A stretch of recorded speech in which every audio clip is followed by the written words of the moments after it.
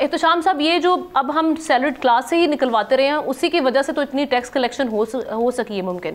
اگر ان پر بوجھ کم کیا جاتا ہے تو پھر یہ بیلنس کیسے اچیو کیا جائے گا, ٹیکس ٹارگٹ کیسے اچیو کیا جائے گا جو ہم اتنا بڑا سیٹ کر لیتے ہیں پھر اس میں شارٹ فال بھی آ جاتا ہے.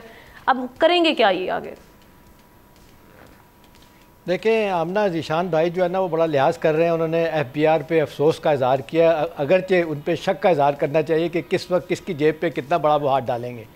دیکھیں میں فگر دیکھا تھا آمنہ, جو سیلری کلاس 2019 میں 76 ارب روپے کا ٹیکس دیا تھا وہ 2025 میں وہ فگر کہہ رہے ہیں 570 ارب روپیہ بن گیا ہے. اچھا اس کے علاوہ چلیں آپ نے تو کاٹ لیا, ابھی ٹیکس کاٹ لیا, مجبوری ہے, جس طرح ذیشان بھی بتا رہے ہیں ہمارے پاس کوئی آپشن نہیں. پھر اس میں جو ٹیکس بریکس تھے نا یا جو ٹیکس کریڈٹ تھے, آپ جو ہیلتھ پہ انشورنس پہ, اس کے بعد اللہ بھلا کرے آپ کا لائف انشورنس پہ, پھر میں دیکھ رہا تھا میوچل فنڈز پہ, سکوک بانڈ وغیرہ پہ, جہاں پہ جو چھوٹ ہوتی تھی وہ بھی ان سے لے لی گئی.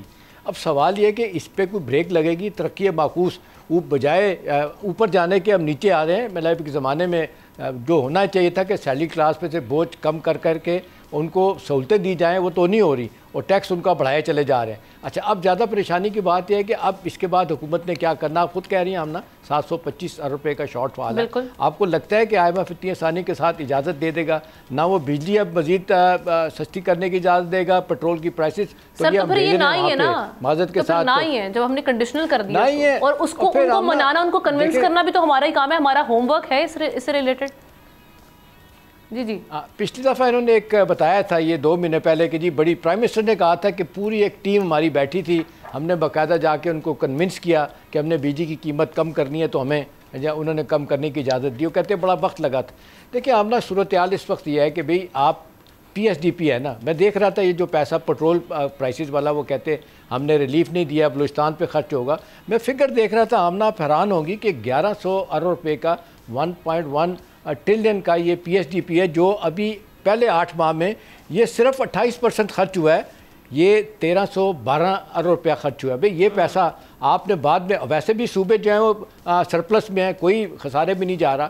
آپ اول تو یہ ہے کہ صوبے, اور ہم نے بلوچستان کی تو ویسے ہی 200% کر دیا, 100% سے زیادہ 200% ہم نے فنڈنگ کر دی ہے. وہ ان کو دینے کے باوجود بھی اگر کچھ کرنا چاہتے ہیں تو پی ایس ٹی پی سے دیں. اب سوال رہ جاتا ہے کہ پینشنر اور سیلری کلاس ان کے ساتھ کیا ہوگا. آمنہ مجھے نہیں لگتا کہ یہ سیلری کلاس کے لیے کوئی سہولت ہوگی.